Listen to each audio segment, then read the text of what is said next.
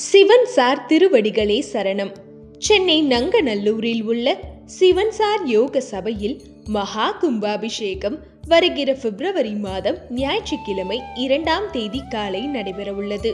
அந்த விசேஷ நாளை முன்னிட்டு கடந்த சில தினங்களாக அதற்கான ஏற்பாடுகளை செய்து வருகிறது என்று சிவசாகரத்தின் அறக்கட்டளை குழு தலைவர் சிவராமன் ஜி தெரிவித்தார்.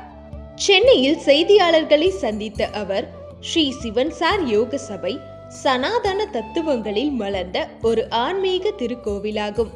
இந்த புனித ஸ்தலம் பக்தர்களுக்கு ஒளிகாட்டும் விளக்காகவும் உள்ளொளி எழுப்பும் மணியாகவும் பரிணமித்து அவர்களுடைய ஆன்மீக உயர்வுக்கு வழிகாட்டியாக விளங்கும் என்பதில் ஐயமில்லை.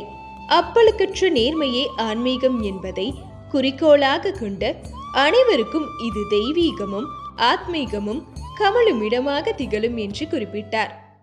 அவருடைய அண்ணான்னு சொன்னது யாருன்னா, காஞ்சி மகாபெரியவர், நம்மெல்லாம் நடமாடும் தெய்வம்னு சொல்லக்கூடிய அந்த மகாபெரியவருடைய தம்பி தான் ஸ்ரீ சிவன் சார். 10 வருஷம் 2 பேருக்கும் கேப். இவர் வெளி உலகத்துக்கு தெரியாத ஒரு ஞானி, மகாபெரியவர் வெளி உலகத்துக்கு தெரிஞ்ச ஒரு ஞானி. அதான் வித்தியாசம். மகாபெரியவர் வாயால் அவர் என்ன சொல்லியிருக்கார், எல்லாரும் என்ன நடமாடும் தெய்வம்னு சொல்கிறாங்க, ஆனால் என்னுடைய தம்பி நடமாடாத தெய்வம் அப்படின்னு சொல்லியிருக்கார். எனக்காவது இந்த மடம் மேனா பக்தர்கள் கூட்டம் அப்படின்லாம் இருக்குது, ஆனால் என் தம்பிக்கு இதெல்லாம் ஒன்றும் கிடையாது. ஆனால் பெரிய ஞானி, பெரிய ஸ்டேஜில் இருக்கான் அப்படின்னு மகாபெரியவர் சொல்லியிருக்கார். எங்களுக்கெல்லாம் என்ன பாக்கியம்னா, அவர் கூட இருந்து அவர் கூட பழகிற ஒரு பாக்கியம் எங்களுக்கு கிடச்சிருக்கு. 1996 வருஷம் மார்ச் மாதம் 7ஆம் தேதி அவர் சித்தியானார். அது வரைக்கும் நாங்கள் அவர் கூட பழகியிருக்கோம். பழகும் பொழுது ஏதோ பெரிய ஒரு சுவாமிகள், பெரிய மகான் அப்படிங்கிற ஒரு ஃபீலிங்கே நமக்கு அவர் கொடுத்ததில்லை. நம்ம கூட ரொம்ப சௌலபியமாக, ரொம்ப சுலபமாக, ஈஸியாக போய் அவர்கிட்ட பேசுகிறதுக்கு, அதே மாதிரி ஈஸியாக போய் அவர்கிட்ட பழகிறதுக்கு, நம்ம கஷ்டங்கள் ஏதாவது இருந்ததுன்னா அதை அவர்கிட்ட எடுத்து சொல்கிறதுக்கு, இதுக்கெல்லாம் நமக்கு ஒரு அனுக்கிரகம் இருந்தது. கிட்டக்க போனோம்னா வாப்பா அப்படின்னு ஆசையாக கூப்பிடுவார். நம்ம போய் உட்காந்துப்போம். ரொம்ப நேரம் பேசவே மாட்டார். மௌனத்தினாலேயே நம்மளுடைய மனக்கவலை தீர்ற அளவுக்கு ஒரு சாநித்தியம் இருக்கக்கூடிய இடம் அது. ஒரே ஒரு உதாரணம் சொல்கிறேன். நம்ம எல்லாருக்கும் கேள்விப்பட்டிருப்போம், MS சுப்புலக்ஷ்மி அம்மா, சதாசிவம் மாமா, கல்கி சதாசிவம். அவங்க கூட பணிபுரிஞ்ச 50 வருஷங்கள் பணிபுரிஞ்ச ஆத்மநாதன் அப்படின்னு ஒருத்தர் இருக்கார். இப்பயும் இருக்கார். அவருக்கு 90 வயசு ஆகுது. அவர் ஒரு மனசில் கஷ்டம், இந்த கல்கி கார்டன்ஸில் சில பிரச்சனைகள் இருக்கும் பொழுது அவர் என்ன பண்ணார், நேராக சிவன் சார்கிட்ட போய் தான் பிரச்சனைகளை சொல்லணும் அப்படின்னு. ஏன்னா அப்போ இருக்கிற பழக்கம் என்னென்னா, யாருக்கு என்ன பிரச்சனைகள் இருந்தாலும் சிவன் சார்கிட்ட வந்து சொன்னோம்னா அது அப்படியே கரைஞ்சி போயிடும் அப்படின்னு ஒரு அனுபவம். அதனால் சிவன் சார்கிட்ட சொல்லணுங்கிறதுக்காக கிட்டக்க போனார். ரூம்குள்ளே சிவன் சார் இருந்தார். இவர் வெளியில் நிற்கிறார். அப்போ ரூம்லேருந்து ஒரு குரல் கேட்குறது, பேச்சு குரல். எல்லா கஷ்டத்தையும் எல்லார்கிட்டையும் சொல்லணுங்கிற அவசியம் இல்லை, என்கிட்ட கூட சொல்லணுங்கிற அவசியம் இல்லை அப்படின்னு ஒரு குரல் கேட்குறது. ஆத்மநாதன் என்ன நினச்சிட்டு இருந்தார், உள்ளுக்குள்ளே யார்கிட்டயோ பேசின்னு இருக்கார் சிவன் சார்.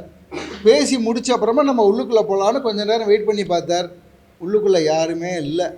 ஏன்னா யாருமே வெளியில் வரல. அவர் கதவை தட்டிட்டு உள்ளுக்குள்ளே போய் பார்த்தா யாருமே இல்லை.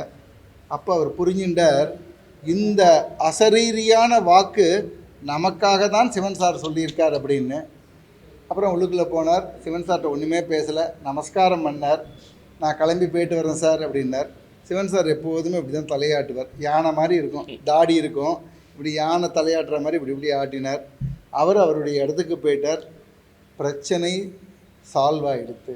மேலும் அவர் சாச்சு இந்த வார்த்தையின் அர்த்தம் தெரியுமா? பிரம்மஸ்ரீ சதாசிவ சாஸ்திரிகள், அவரின் குடும்பத்தினர்கள் அவரை அன்புடன் அழைக்கும் திருநாமம். அவரது எண்ணற்ற பக்தர்கள் என்றும் எப்போதும் அழைக்கும் பெயர் சார் என்பதுதான். பற்றற்ற நிலையின் பரிபூரணமாக திகழும் ஸ்ரீ மகா பெரியவாளும் நம் சாரை சாச்சு என்றே அழைப்பார். மேலும் இவரை பற்றி குறிப்பிடும்போது சாச்சு பிறவியிலேயே ஞானி என்று சொல்லியிருக்கிறார்.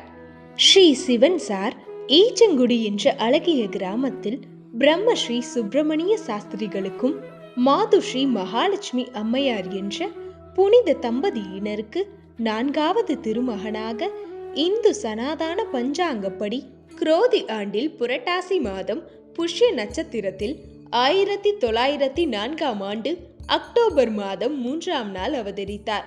இது புண்ணிய நதியான காவிரி தீர்த்தங்கரையில் அமைந்துள்ள சரித்திர பிரசித்தி பெற்ற கர்ஜூராபுரி என்ற திருத்தலமாகும்.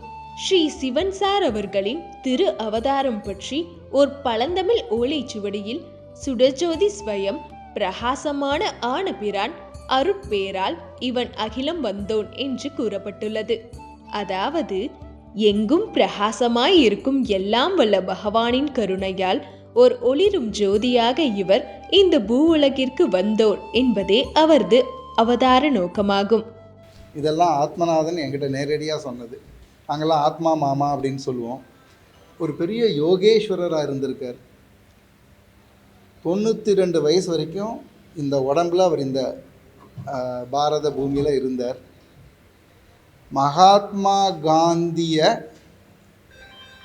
மகாபெரியவங்களை காஞ்சி பெரியவரை தரிசனம் பண்ணுறதுக்கு நல்லிஷேரிங்கிற இடத்துல மகாத்மா காந்தி வந்திருந்தார். அந்த சந்தர்ப்பத்தில் திருவாங்கூர் மகாராஜா, ராஜாஜி, சிவன் சார் 3 பேரும் அங்கே இருந்திருக்காங்க. இதை சிவன் சாரே சொல்லியிருக்கார். இதேமாரி வரலாற்று முக்கியத்துவம் வாய்ந்த சில இடங்களில் சிவன் சார் கூட இருந்திருக்கார். அதேமாரி மகாபெரியவருக்கு சந்நியாசம் கொடுக்கறது 13 வயசில் கொடுத்தாங்க. கலவைங்கிற இடத்துல காஞ்சிபுரத்துலேருந்து கலவைக்கு குதிரை வண்டியில் அழிச்சுன்னு போகிறாங்க.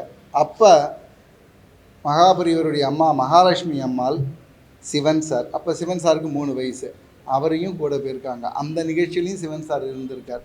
இதேமாரி காஞ்சி பெரியவருடைய வாழ்க்கையில் நடந்த சில சரித்திரம் முக்கியத்துவம் வாய்ந்த நிகழ்ச்சிகள் பொழுது சிவன் சார் இருந்திருக்காருங்கிறது வெளி உலகத்துக்கே தெரியாது. சில குறிப்பிட்ட சில பேருக்கு, அவர் கூட பழகினவர்களுக்கு ஏதோ ஒரு சந்தர்ப்பத்தில் பேசும்பொழுது சிவன் சார் சொல்லியிருக்கார். ஏன்னா தன்னை பற்றி வெளியில் தெரியக்கூடாது அப்படிங்கிறதுல ரொம்ப கவனமாக இருந்தவர் ஸ்ரீ சிவன் சார். ஒரு 50 வருஷ காலம் ஒரு டம்ளர் ஜலம் குடித்ததே கிடையாது. நான் இது வரைக்கும் அவர் கூட இருக்கும்பொழுது 92லேருந்து கிட்டத்தட்ட அவர் கூட பழகிற ஒரு பாக்கியம் கிடச்சிது. இவரெல்லாம் எனக்கு முன்னாடியே அவர் கூட இருந்திருக்கார். ரமணன் நம்ம ட்ரஸ்டினுடைய ட்ரஸ்டி. காந்தன்கிறவர் சிவன் சாருடைய பக்தராகி பார்த்ததே இல்லை. சிவன் சாருடைய அனுகிரகத்தினால சிவன் சாரை பற்றி ஆத்மஞானி அப்படின்னு ஒரு டாக்குமெண்ட்ரி எடுத்திருக்கார். 1,00,000 பேருக்கு மேலே அந்த டாக்குமெண்ட்ரியை பார்த்துருக்காங்க. அந்த சிவன் சார் 50 வருஷமாக ஜலம் குடிக்கலை அப்படிங்கிறது இல்லை, குளிச்சதே கிடையாது, ஸ்நானமே கிடையாது. இதே மெட்ராஸில் இருந்திருக்கார். 2 ஸ்வெட்டரை போட்டுட்டு இருப்பார், அதுக்கு மேலே ஒரு கம்பளியை போத்திப்பார். நான் ஒரு தடவை போயிருக்கும்போது அப்படியே புழுக்கம் தாங்கலை. சார் கொஞ்சம் ஃபேன் போட்டுக்கலாமா சார் அப்படின்னேன். சின்னதாக போட்டுக்கோ அப்படின்னார். அந்த ஒன்றில் வைக்கணும் அந்த ஃபேன், அது சுற்றும். அப்படிப்பட்ட வாழ்க்கைக்கு அத்தியாவசியமாக தேவைப்படக்கூடிய ஜலமோ காற்றோ எதுவுமே இல்லாமல் இருந்த ஒரு பரம்பொருள். ஸ்ரீ மகா பெரியவர் கேட்டுக்கொண்டதற்கு இணங்க ஸ்ரீ சிவன் சார் உலக சரித்திரங்கள் பலவற்றை உள்ளடக்கிய ஏணி படிகளில் மாந்தர்கள் என்ற மகத்தான தத்துவ புத்தகத்தை எழுதி படைத்தார். ஆன்மீகத்தில் உண்மைக்கும் போலிக்கும் வித்தியாசம் தெரியாமல் தடுமாறும் இந்த கலியுகத்தில் இந்த புத்தகம் ஓர் ஆன்மீக உரைக்கல் என்று கற்றறிந்தோரால் பெரிதும் போற்றப்படுகிறது என்று குறிப்பிட்டார். ஸ்ரீ சிவன் சாரின் ஜெயந்தியும் ஆராதனையும் ஒவ்வொரு வருடமும் வெகு விமர்சையாக பாரதத்தின் பல மாநிலங்களில் மற்றும் அமெரிக்கா, கனடா, இங்கிலாந்து, அரபு நாட்டு பகுதிகள் உட்பட உலகின் பல பாகங்களில் கொண்டாடப்படுகிறது. அவரின் புத்தகம் உலகின் பல பகுதிகளில் தினசரி படிக்கப்படுகிறது. அத்தகைய பல பக்தர்களின் நெடுநாள் கனவான ஸ்ரீ சிவன் சார் யோக சபை அவர் அருளாலே உருவாகி அதன் கும்பாபிஷேகம் பாரத தேசத்தின் தமிழகத்தில் நங்கநல்லூர் திருத்தலத்தில் 2025ஆம் ஆண்டு பிப்ரவரி மாதம் 2ஆம் நாள் காலை 9:20 மணி முதல் 10 மணி வரை கூடிய சுப முகூர்த்தத்தில் நடைபெறவுள்ளது. பெரிய பெரிய ஆட்கள்லாம் யாருமே கிடையாது. அவருடைய பக்தர்கள் ரொம்ப ஆர்டினரி பீப்புள். நாங்கள்லாம் ஆசைப்பட்டு சிவன் சாருக்கு நம்ம குருநாதருக்கு ஒரு கோவில் கட்டணும் அப்படின்னு ஆசைப்பட்டோம். ஏன் அப்படின்னா, நமக்கு யாராவது ஒருத்தர் ஒரு நல்ல ஒரு ஹெல்ப் பண்ணாங்க, ரொம்ப கஷ்டப்படும் போது அவங்களுக்கு ஏதாவது ஹெல்ப் பண்ணாங்கன்னா நம்ம என்ன சொல்லுவோம்? அவனுக்கு கோவில் கட்டி கும்பிடணும்ப்பா, அவ்வளோ ஹெல்ப் பண்ணாம்ப்பா அப்படின்னு சொல்லுவோம். இவர் உண்மையாகவே எங்களுடைய வாழ்க்கையில் வரக்கூடிய சமுதாயத்தில் இருக்கக்கூடியவங்களுக்கு ஒரு வாழ்க்கை நெறிமுறையை காமித்தவர். அது மட்டும் இல்லை, ஒரு வாழ்க்கையில் இதே மாதிரி அசாதாரணமாக வாழவே முடியாது அப்படிங்கிற மாதிரி வாழ்ந்து காமிச்சவர். யாராலையும் 50 வருஷம் தண்ணி குடிக்காமல் இருக்க முடியாது, யாரும் குளிக்காமல் இருக்க முடியாது. குளிக்காமல் இருந்தால் உடம்பு நாரும், அவர்கிட்டருந்து சுகந்தம் தான் இருக்கும், நாற்றம் வராது.